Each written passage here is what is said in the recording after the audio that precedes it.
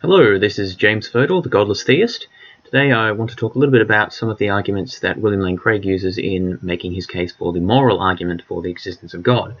Now, Craig says quite a number of things in defense of this argument, and I won't have time to discuss them all now. I just want to highlight one particular sort of line of reasoning, if you can call it that he uses in some of his debates and written pieces on the matter, which relates to the comparison of humans to other animals, or when he describes human beings as animals, and his implications, more than anything else, that this in some way discredits the notion of an objective morality. Now, again, I emphasize that this is only one of the lines of, again, quoting reasoning that he uses to argue that you can't have objective morality without God, but we can only do one thing at a time, so the others will have to wait for a future video. So what I want to do is just provide some quotes that he makes and discuss them. In particular, I'll be quoting from, in large part, an essay that he's written, The Indispensability of Theological Meta-Ethical Foundations for Morality, and also some of the debates that he has, that William Lane Craig has spoken in. Okay, so let me quote from this essay, and we'll then have a look at what I think about this line of argument. Quote, "After all, what is so special about human beings? They are just accidental byproducts of nature which have evolved relatively recently on an infinitesimal speck of dust, while somewhere in a hostile and mindless universe in which are doomed to perish individually and collectively in a relatively short time. Some actions, say incest, may not be biologically or socially advantageous, and so in the course of human evolution has become taboo. But there is, on the atheistic view, nothing really wrong about committing incest." End of quote.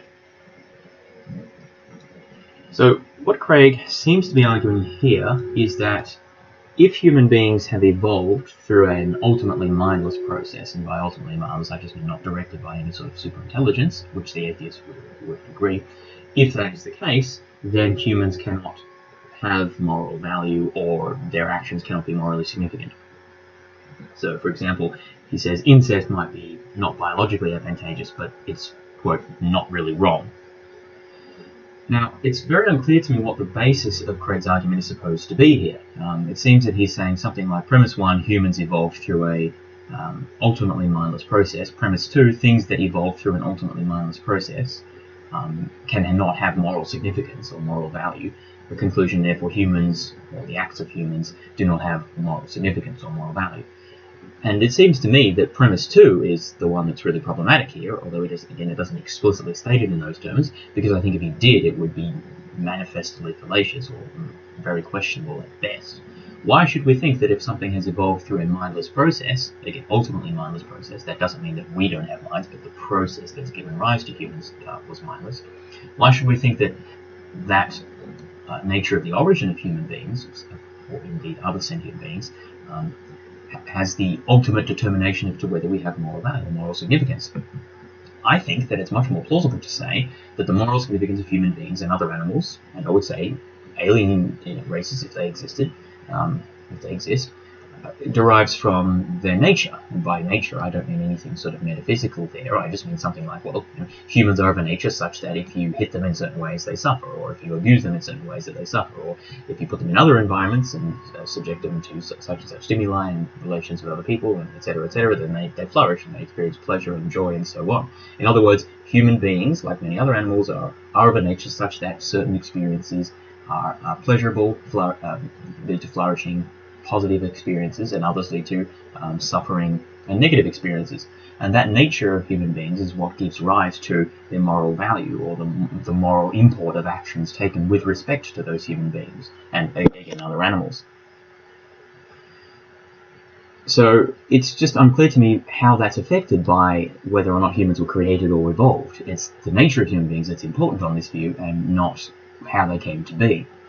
Now, in order to refute this, Craig would have to provide some reason as to why the process by which human beings were brought about is of paramount importance in order to determine the moral status. And furthermore, he would have to argue as to why a mindless method by which humans were brought about, namely evolution, natural selection, is incompatible with humans having moral value. He doesn't provide any argument here, he just asserts it.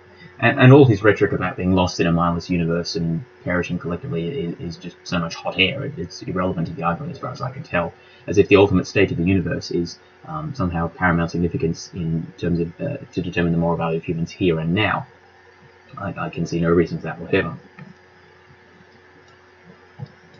Now, elsewhere in his writings and speeches, Craig has compared human beings to animals in a different way. So he's quoting here from, I think it's Professor Taylor, whom he's debated with. I'm not exactly sure who this quote was, but this was from his debate with Taylor. Quote, such actions, though injurious to their victims, are no more unjust or immoral than they would be if they were done by one animal to another.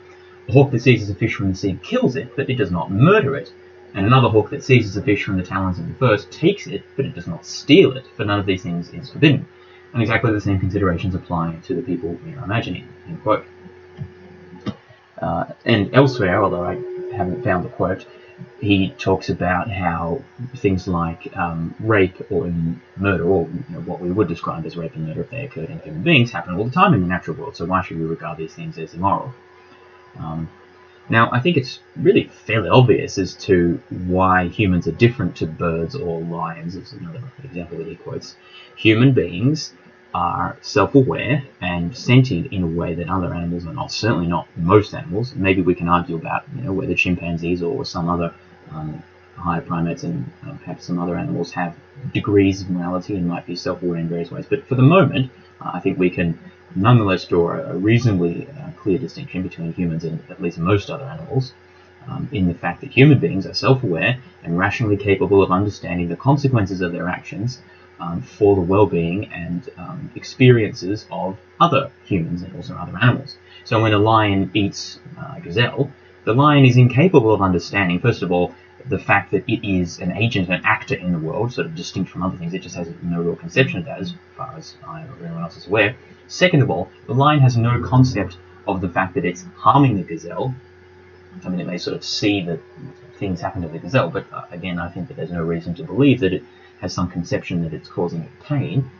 It just doesn't have that capability of understanding its actions. And third, it has no real conception of the ability that it might have to affect the gazelle's welfare one way or the other by changing its actions. And all of these characteristics are essential for a moral, for a being to exercise moral decision making, or to be able to say whether they act morally or immorally.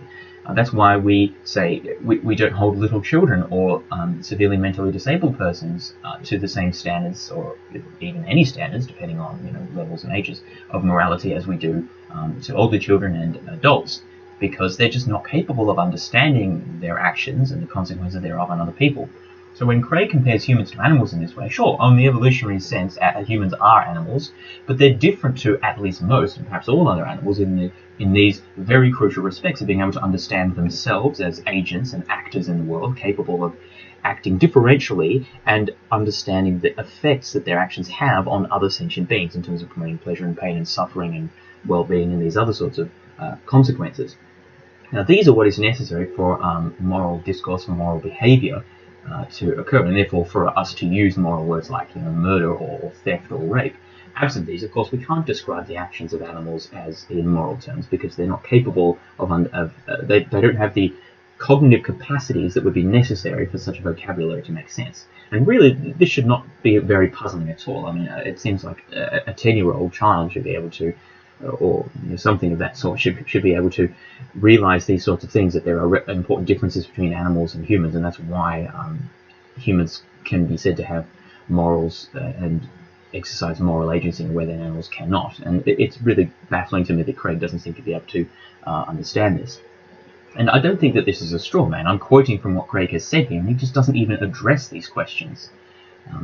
I don't really understand why not. They seem very obvious to me, other than that he prefers to use the quotes and appeals that he does as a sort of an emotive appeal, and doesn't really want to engage in very serious analysis of these sorts of questions. Now, other quotes, as I said, Craig has many other things to say on the subject of morality. Just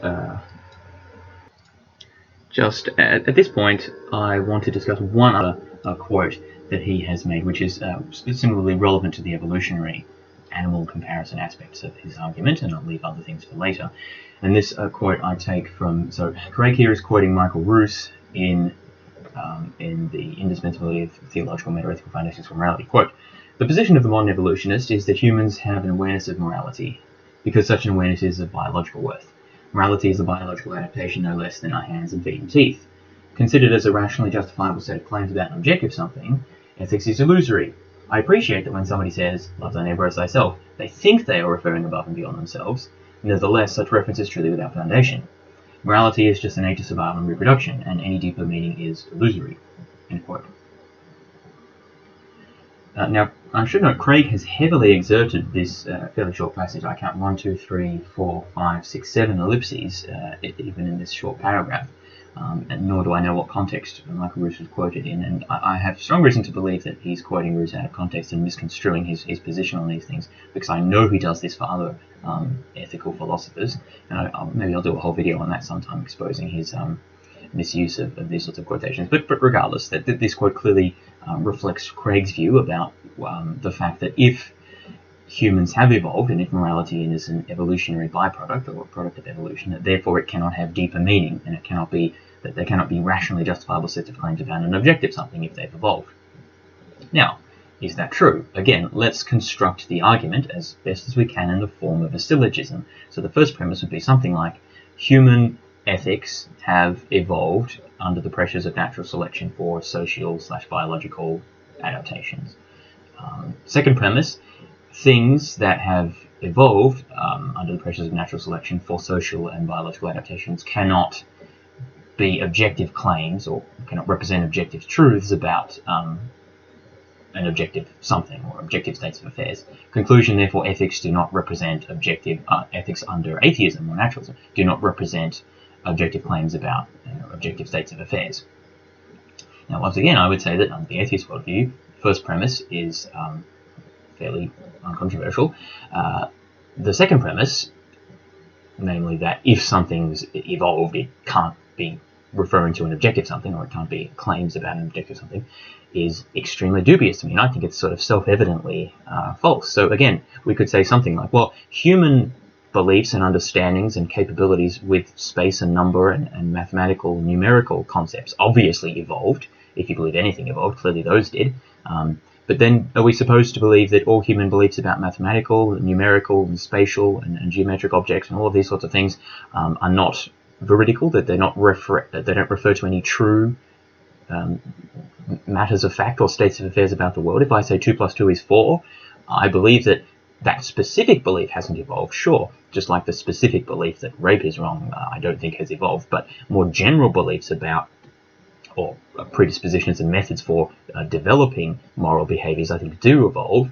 Likewise, more general predispositions and abilities to develop mathematical thinking have evolved. So why in the one case do we say, well, that's fine, 2 + 2 = 4, that's ultimately a product of evolutionary processes, that belief can still refer to an objective something, but in the case of morality, it can't. Now, there are some people, I would say, like, I think it's Plantinga or Swinburne, I forget. I think it might have been Swinburne who advanced the evolutionary argument from naturalism, which effectively takes this argument to its logical conclusion, which says that the naturalists should distrust all their beliefs, because all beliefs are the product, ultimately, of machinery or processes that evolved through natural selection, and therefore there's no reason we should trust them to be veridical. Now, if that's an argument that I'll have to address in a future video. It's not one that I think I can recall having heard Craig make, although perhaps he has and I've missed it.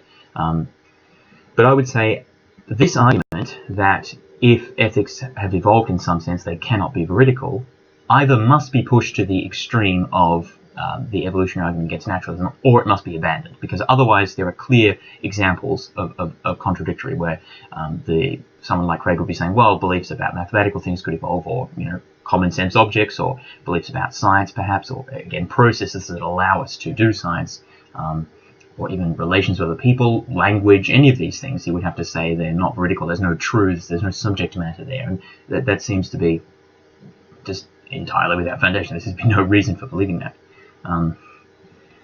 Although it seems to me, thinking about it, that Craig is not just Craig's even going beyond the evolutionary argument from naturalism, at least in one respect. The evolutionary argument against naturalism says that under naturalism we couldn't have justified beliefs about, well, really anything, science, external world, mathematics, anything like that. Whereas Craig's not just saying that we couldn't have justified beliefs about morality if atheism were true. He's actually saying that there couldn't be any subject matter, there couldn't be any truths to be known at all. And that seems to be even more bizarre. Why should there not be any truths to be known if merely because our human capacities to appreciate them evolved? Again, that's like saying that there would be no truths about mathematics or science or anything else if humans hadn't evolved the means of thinking about them. There would be no such truth if humans did evolve the means of thinking about them. That's what Craig is saying. The mere fact that humans evolved these capacities means that there can't be a subject matter. There can't be any truths. There can't be any facts of the matter about it. And I can't see any reason that Craig's given, or that I've heard elsewhere, to think that this is true. Now again, to present the case as far as I see it, human morality consists of sets of claims about what promotes human well-being, pleasure, flourishing, etc., and also what leads to human suffering and pain and ill-being. Now, these facts, obviously, it seems to me, are true independent of whether we believe in them, and are true independent of how we come to believe about them. If someone's dying in pain, it doesn't matter if they believe it. Well, I don't know how they could not believe it, but it doesn't matter if they do. It doesn't matter if I believe it. They're still dying in pain.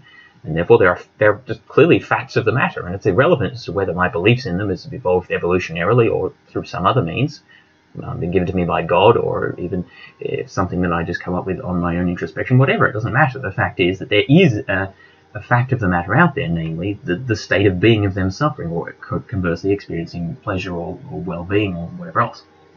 Obviously, there's more to flesh out there, and I'll talk more about these things in a future video. But the point I want to make here is simply that to say that there cannot be an objective state of affairs about which we can make propositional statements merely because the machinery that we have for making those propositional statements and our sort of proclivity to do so has evolved naturalistically, to me seems a complete non sequitur. What is the reason for believing that Craig is right about this? He gives no reason for it. He simply asserts, well, if we've evolved these things, they can't be referred to objective facts of the matter. Well, I've given an example of an objective fact of the matter. Someone who is dying on the side of the road, that is an objective state of affairs, and that state of affairs pertains regardless of whether or not we believe in it, and furthermore, regardless of how we might come to that belief, evolutionarily or otherwise. So, that concludes the remarks that I wanted to make about Craig's appeal to evolution and comparison of humans to animals and these sorts of things with respect to the moral argument. In future videos I'll talk about some of the other problems that Craig raises. But for now, I think we'll leave it there. Hopefully you found this interesting. This has been James Fodel, the Godless Theist. Talk to you next time.